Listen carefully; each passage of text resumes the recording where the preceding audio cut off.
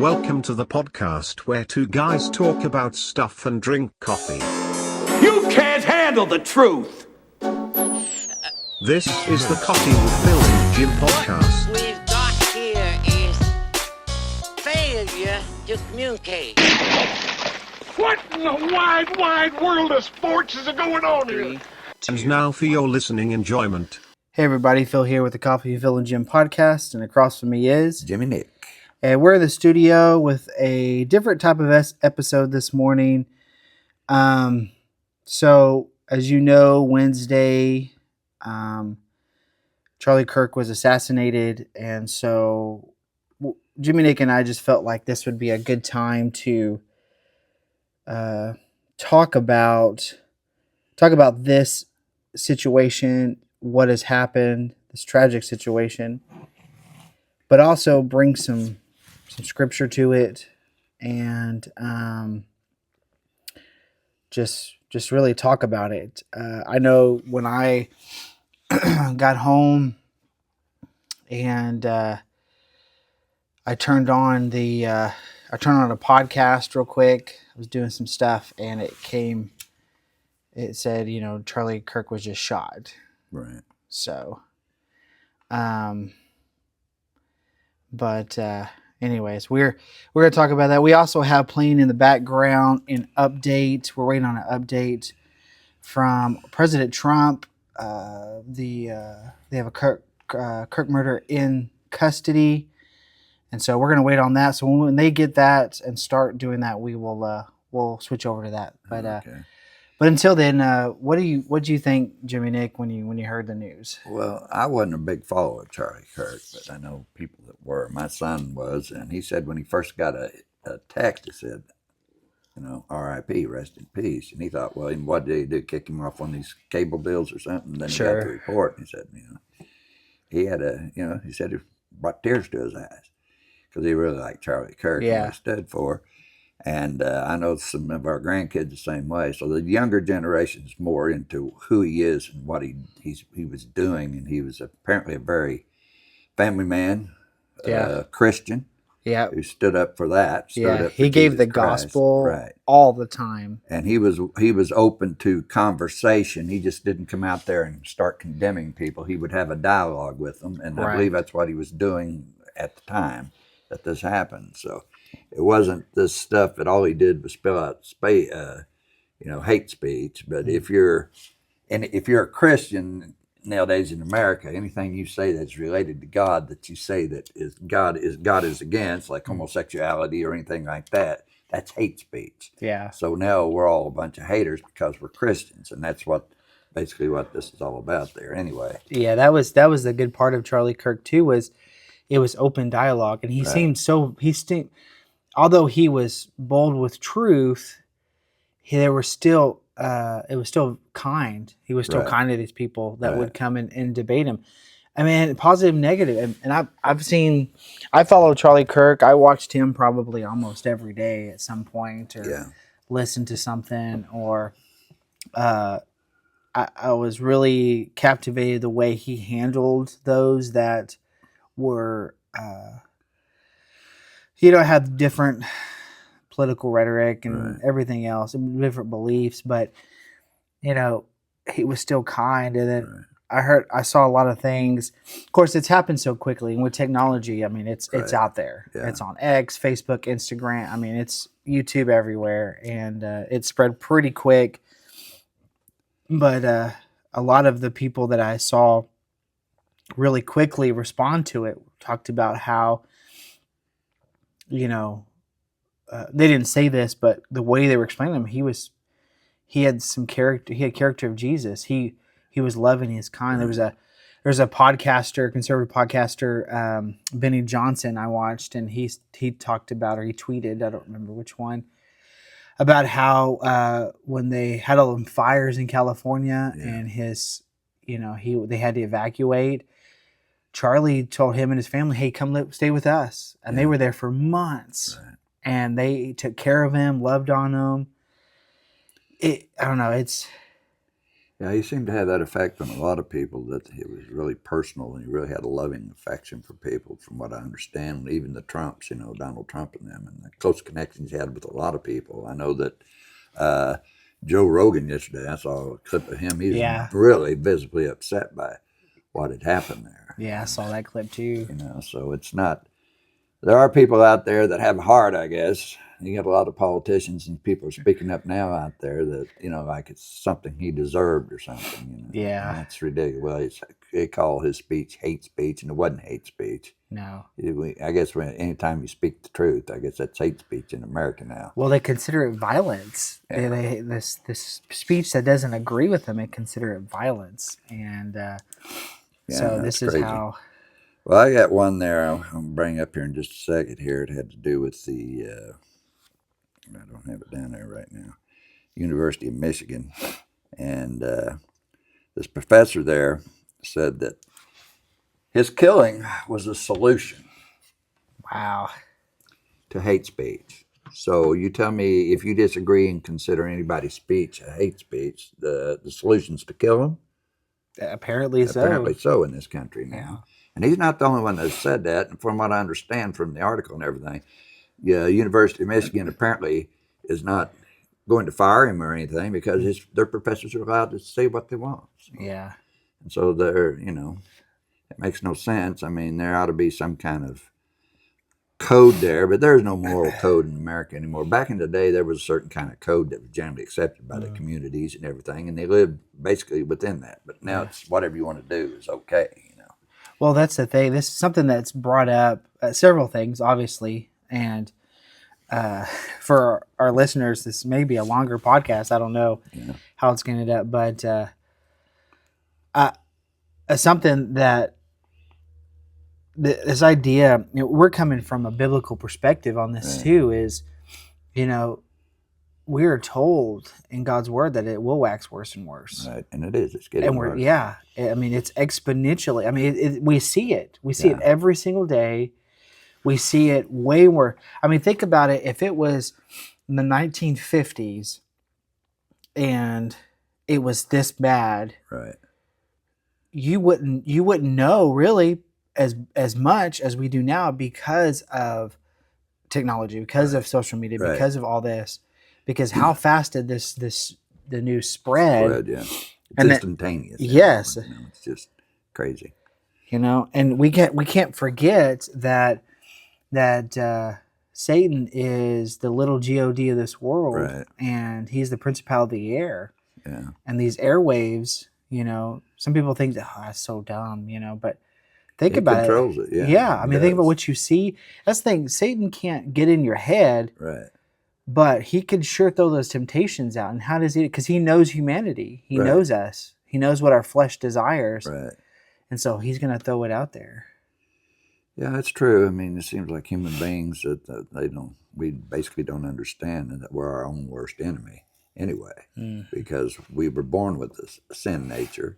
And so basically we're going to go after the things of this world. We're born into that. Right. And so we're our worst enemy in that, we'll destroy ourselves to get what we want from this world. Yeah, that's it. Destroy yourself. So, yeah. And that's basically what people do. They don't realize it, but they're going to go to hell for it someday. Mm-hmm. And, they don't seem to realize that the main culprit in their life is them.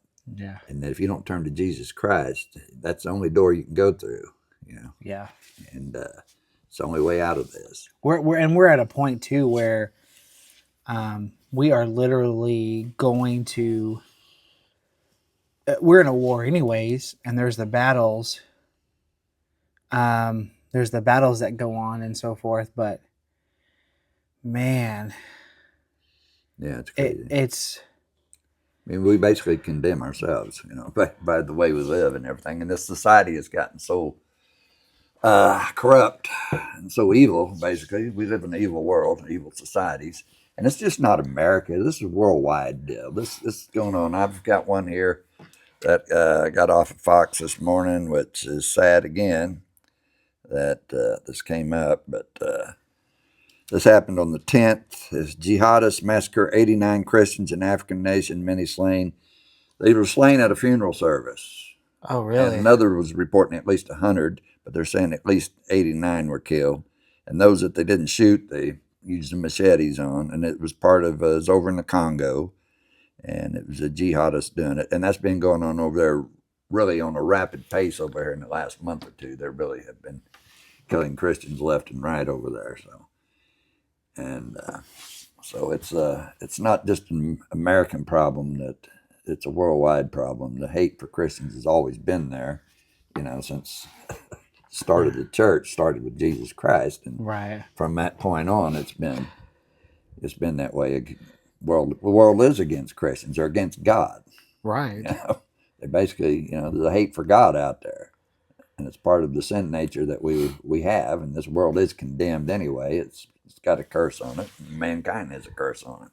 Yeah. And it's only by the love of God and His mercy and grace that any of us can be taken out of here. And that's who we got to reach, is try to reach those and bring out of this here before, Christ returns, and before it gets too late. And it's getting later and later, day by day. Yeah. Like I said, that's exponentially going straight up, and it's crazy. It's a crazy world we live in. And if I would have thought this, back in the day, I thought, there ain't no way it'd be like that. But man, it's like I said, it just took off. Yeah. And the whole system is corrupt. Yeah, and it's been turned that Jesus and His love is hate speech. Right. Yeah, it's now, if you're a Christian and you say anything outside of what the society wants or chooses to believe, then it's hate speech. Yeah. Now they can say anything they want. They can be anti-Semitic and everything else, but that's okay. They can be anti-Christian, and that's okay. Yeah. But if we step up and say, well, this is what God says, then it's hate speech. Mm-hmm. If we don't say, well, God just loves everybody, and just come on in, you're going to go to heaven anyway just because He loves you. Yeah. And no, that ain't how it works. In fact, they don't realize when they tell people that are like homosexuals and this kind of stuff, that they're actually condemning them people to hell by what they tell them. It's okay with God that you be like that. So, Yeah. It's crazy. Yeah, it's this whole point of it. I don't know. It's just evil. It really is. It's evil.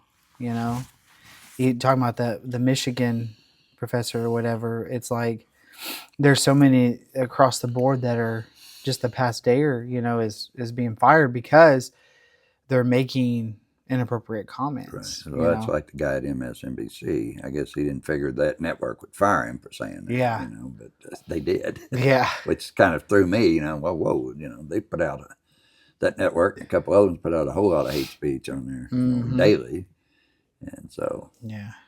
they said, well, we need to ratchet it down and tone it down. But the way this country's going, no, that it's not going to happen. And like I said, about the only option we have is try to bring people out of this, to bring them into God's kingdom, because we're not going to change this country. We're not going to change the world. We aren't here to. I've heard people, we got to go out and change the world. No, we were never called to change the world. We just bring people into the kingdom. That's right. Yeah, we go tell them about Jesus. Yeah, we're to bring them into the kingdom. We never could change the world because Yeah. it belongs to Satan right now.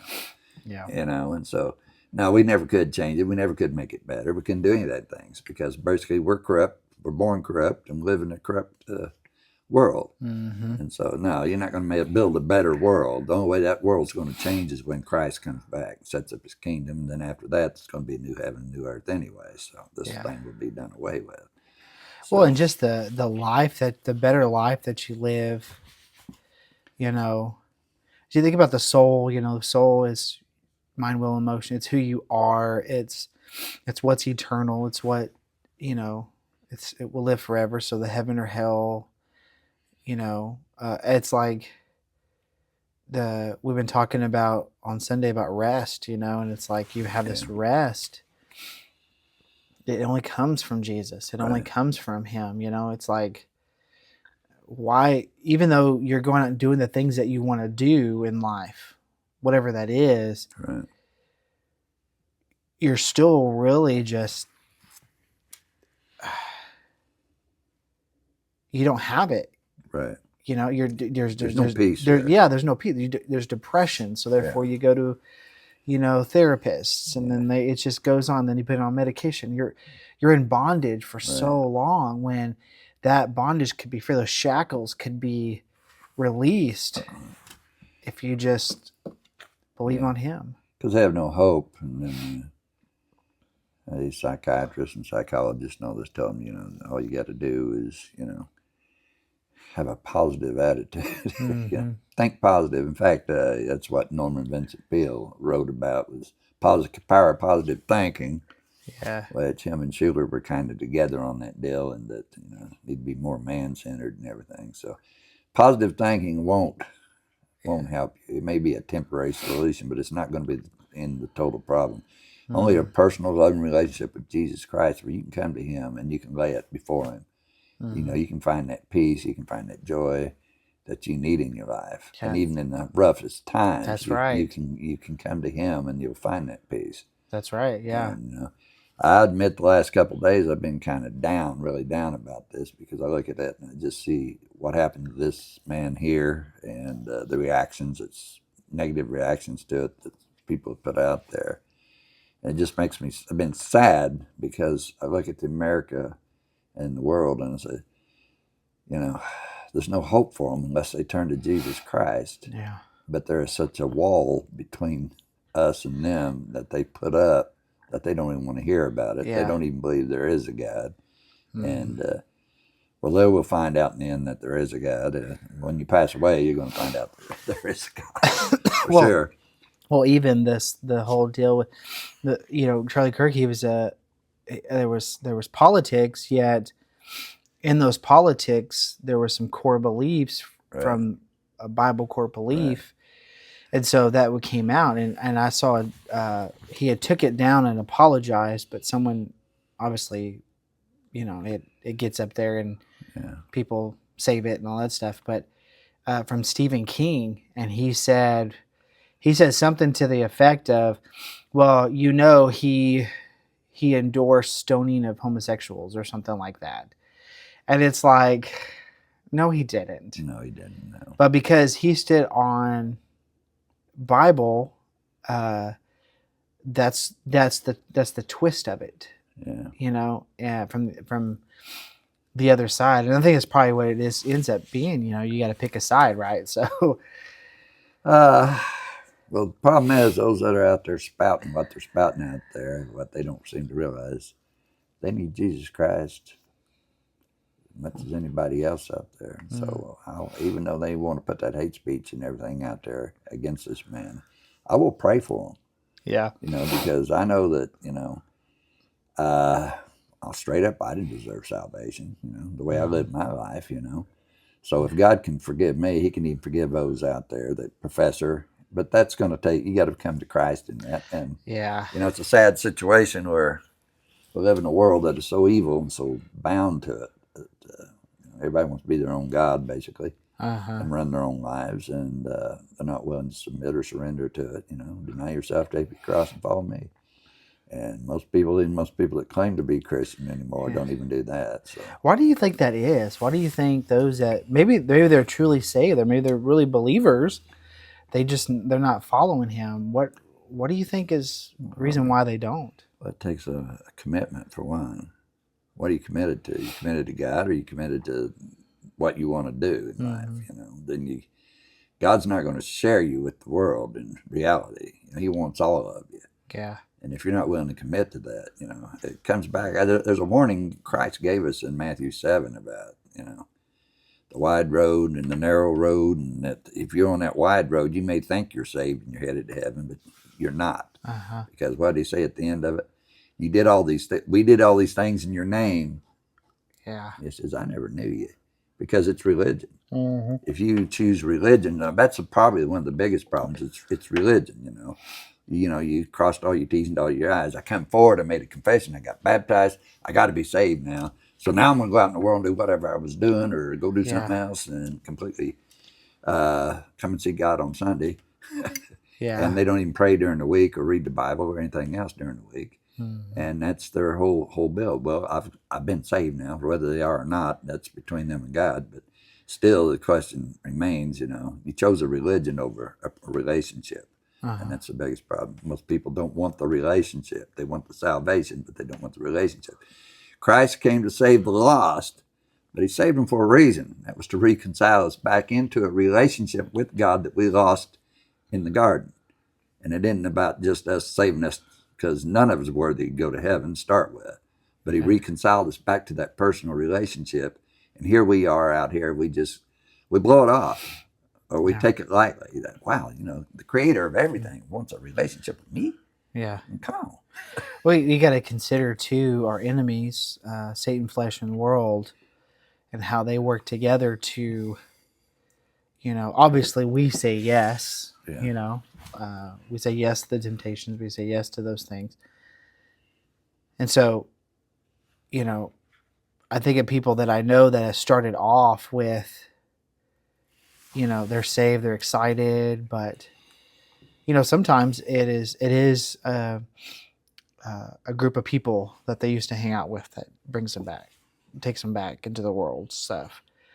It could be somebody within the church that does that. Right. They're I've heard it said, that they're the firefighters. Someone's on fire and then they douse it. They douse that person, and so it gets them back to a nominal believism, to where there's no faith, and it's crazy. And you're right. As we are reconciled, we do have the ministry of reconciliation. And, we got to go tell people about Jesus, and Charlie Kirk did that. Right. And, I can't help but think, what if he did it? What if he wasn't a believer and he just had these open debates? One, I don't think that he would debate and have open dialogue as he did. Right. Two, he probably wouldn't have had as much haters as he had, Yeah. Well, when you inject Christ into it, then it becomes a whole different deal. I mean, you get people spouting off all kinds of things from both sides of the aisle there. I mean, even our House of Representatives, when they were going to have a moment of silence over this, the shouting match, it broke out in there over that. Mm-hmm. I mean, I saw that. Yeah. We've lost all form of any kind of dignity. Or any kind of, I don't know. We just don't have hearts gone out of America. We're mean. Yeah. Mean-spirited, Yeah. Anybody say this guy deserved to die? I mean, what kind of person is that would say that? Yeah. There's so much selfishness, and there's also like this idea of, I could say whatever I want to say. Well, okay, let's talk about America. There is free speech. But there's boundaries to everything. But there's also, are you just gonna? Well, the Ukrainian girl that got stabbed. Right. Yeah. It's like, what? Why? Is it that much evil in the world that it just, which means we got to ramp up Jesus, right, and be prepared to die, right? It's headed that way anyway. So. And you said it earlier. Deny yourself, take up your cross, and follow me. Yeah. But until that really truly comes about, because we need the full power of the Spirit of God at work, and if a body of believers get together and that power is at work, we could move like I said, we could move mountains basically. Yeah. With that, but not everybody's on the same page and working towards that same goal anymore. In most churches, it's not happening at all. Fortunately, in ours, we are in that process of that, and it's growing, I believe, and I believe we're going to get there. But it's going to even in that, we still have people in the body that still needs to come under a total conviction. I think total surrender, I guess, is what I'm looking for there. But that's it's a personal deal a person has to do. But imagine what if we were all the power of Spirit had just take command over this church, what could happen just in this community alone.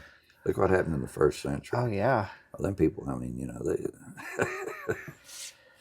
Yeah. the Spirit was moving in them people. You could take the world over with Jesus. Right.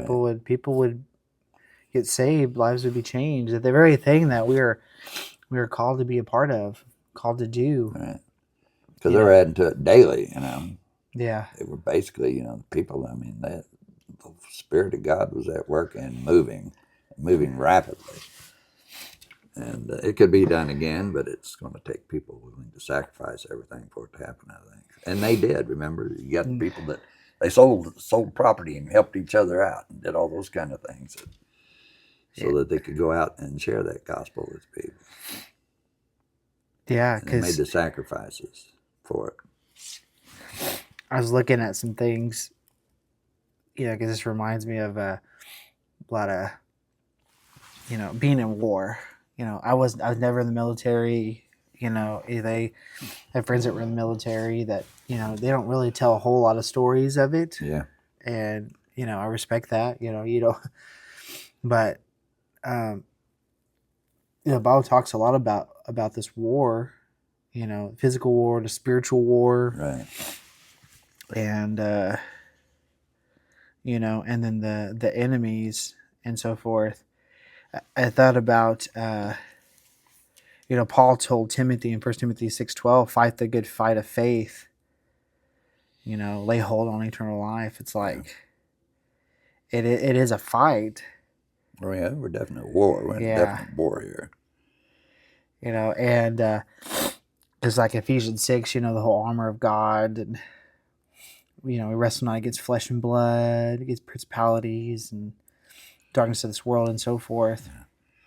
What saddens me, like I said, that this is exponentially going straight up, and what has saddened me is all these different denominations that have brought the world into the church and the beliefs of the world. You know, there should never be anything as a conservative Christian or a liberal Christian.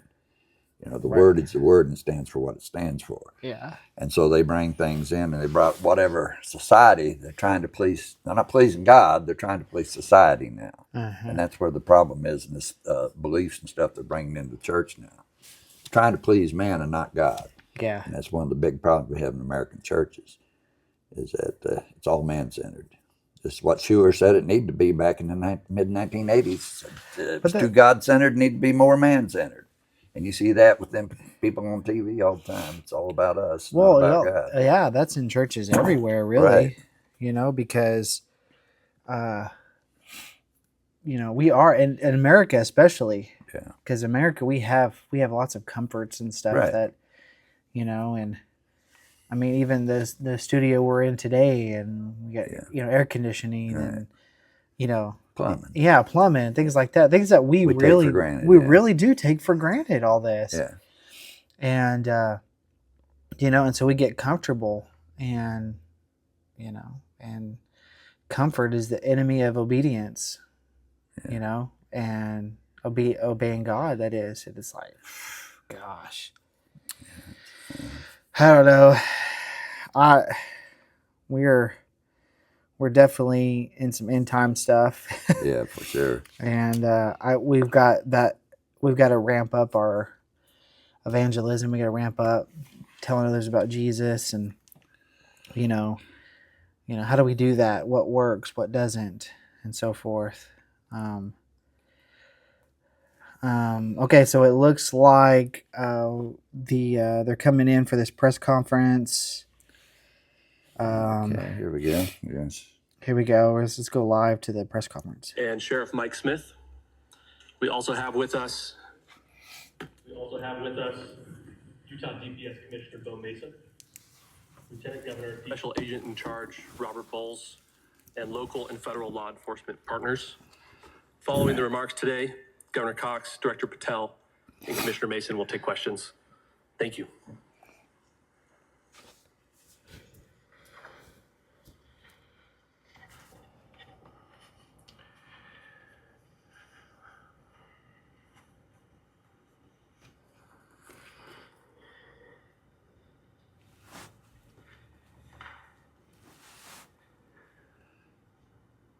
Good morning, ladies and gentlemen. We got him. On the evening of September 11th, a family member of Tyler Robinson reached out to a family friend who contacted the Washington County Sheriff's Office with information that Robinson had confessed to them or implied that he had committed the incident. This information was relayed to the Utah County Sheriff's Office and scene investigators at Utah Valley University. This information was also conveyed to the FBI. Investigators reviewed additional video footage from UVU surveillance and identified Robinson arriving on UVU campus in a gray Dodge Challenger at approximately 8:29 a.m. on September 10th, in which he is observed on video in a plain maroon t-shirt, light-colored shorts, a black hat with a white logo, and light-colored shoes. When encountered in person by investigators in Washington County on September 12th, in the early morning hours, Robinson was observed in consistent clothing with those surveillance images. Investigators interviewed a family member of Robinson who stated that Robinson had become more political in recent years. The family member referenced a recent incident in which Robinson came to dinner prior to September 10th, and in the conversation with another family member, Robinson mentioned Charlie Kirk was coming to UVU. They talked about why they didn't like him and the viewpoints that he had. The family member also stated Kirk was full of hate and spreading hate. The family member also confirmed Robinson had a gray Dodge Challenger. Investigators identified an individual as the roommate of Robinson. Investigators interviewed that roommate, who stated that his roommate, referring to Robinson, made a joke on Discord. Investigators asked if he would show them the messages on Discord. He opened it and showed several messages to investigators and allowed investigators to take photos of the screen as each message was shown by Robinson's roommate. These photos consisted of various messages, including content of messages between the phone contact named Tyler with an emoji icon and Robinson's roommate's device. The content of these messages included messages affiliated with the contact Tyler, stating a need to retrieve a rifle from a drop point, leaving the rifle in a bush, messages related to visually watching the area where a rifle was left, and a message referring to having left the rifle wrapped in a towel. The messages also refer to engraving bullets and a mention of a scope and the rifle being unique. Messages from the contact Tyler also mentioned that he had changed outfits. I know there has been speculation as well as to the writing on those casings, those bullet casings, and I believe we have that as well. And I will share that with you now. So the area north of Campus Drive Road where the suspect crossed over, you saw some of that in the video that we released last night, consists of a grassy area with trees on the edge of the UVU campus. Investigators discovered a bolt-action rifle wrapped in a dark-colored towel. The rifle was determined to be a Mauser Model 98 30-06 caliber bolt-action rifle. The rifle had a scope mounted on top of it. Investigators noted inscriptions that had been engraved on casings found with the rifle. Inscriptions on a fired casing read, "Notices, bulges, capital OWO, what's this, question mark." Inscriptions on the three unfired casings read, "Hey fascist, exclamation point, catch, exclamation point." Up arrow symbol, right arrow, and symbol, and three down arrow symbols. A second unfired casing read, "Oh Bella Chow, Bella Chow, Bella Chow, Chow Chow." And a third unfired casing read, "If you read this, you are gay, LMAO." We are indebted to law enforcement across the state who has worked seamlessly together, local law enforcement, state law enforcement, and our federal partners with the Federal Bureau of Investigation. We're grateful for everyone who worked together in such a short amount of time to find this person and to bring justice. I want to thank the public who has been so engaged, reviewing videos, helping us with sending in tips, and helping us get to this point. I want to thank the family members of Tyler Robinson who did the right thing in this case and were able to bring him into to law enforcement as well. I especially want to thank the family of Charlie Kirk, Erica, Charlie's parents, his children. I want us to be thinking of them as we bring justice in this case.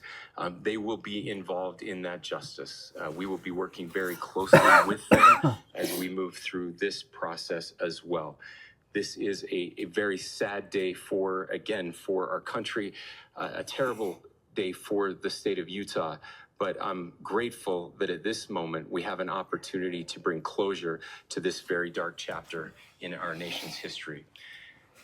With that, I will now turn the microphone over to the director of the FBI, Kash Patel. Thank you, Governor. This is what happens when you let good cops be cops. The FBI and our partners are proud to stand here today together to bring justice to the family of Charlie Kirk and honor his memory. I want to express my deep gratitude to President Trump, the Vice President, and the entire White House who have been so incredibly supportive with both resources and just personally to the FBI as a team. They had our backs the entire way, and I just want to express my gratitude for giving us the resources we need to operate in this space to bring this sort of justice at this sort of speed.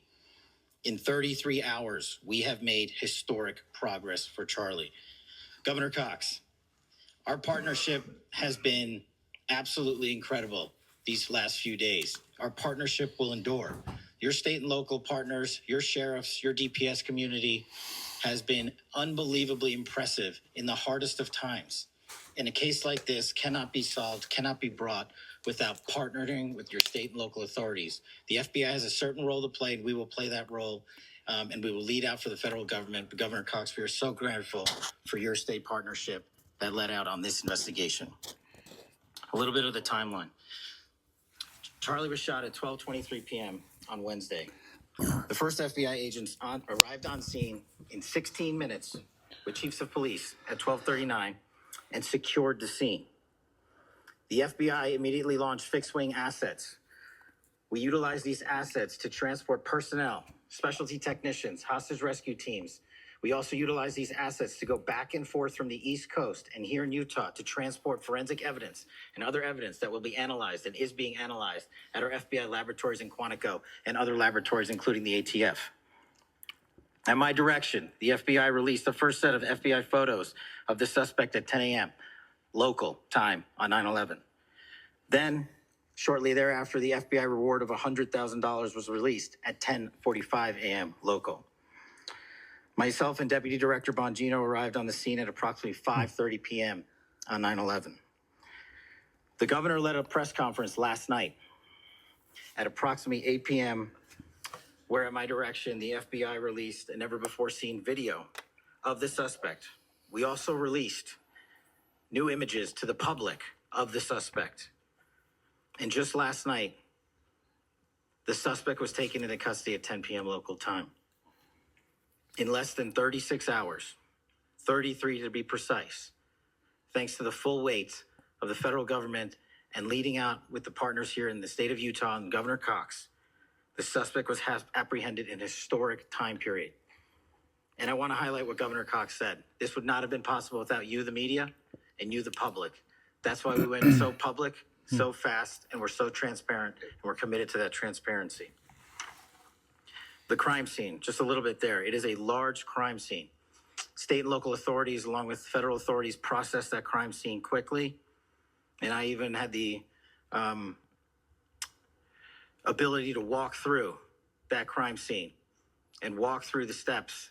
The suspect. Okay, we'll just mute it right there because, so it sounds like all the stuff that was given kind of play by play, Right. Because they didn't know what was on the casings. It was speculation that was something on there. Yeah, I heard that. All this is coming into play, Right. and then turning them in and all that stuff. Because they were saying it was somebody else. Right. At one time. Yeah, it was like was a total other person. But Right. I wonder if the $100,000 helped. The family members. And, help the family well, members. I got $100,000. I don't like his old boy. Yeah, really. Who knows? I don't know. That's well. I'm glad they caught him. Right.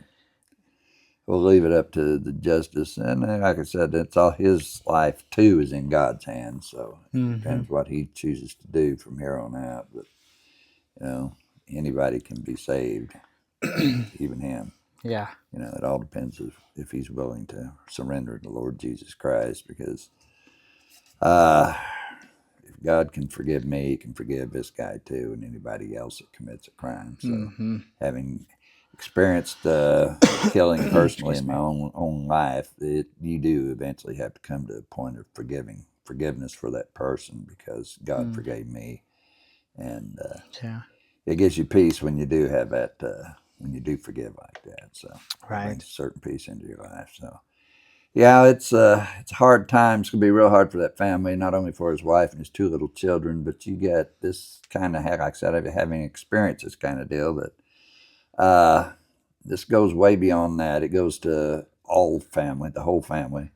It goes beyond that to their friends and everything else. There's a lot of people that were hurt by this yesterday, personally hurt by it because of their relationship with Charlie, and it can affect their lives for a long time afterwards, for a very long time afterwards. And so there just wasn't, he was the main victim, but his whole family actually becomes victims of a violent crime because of it.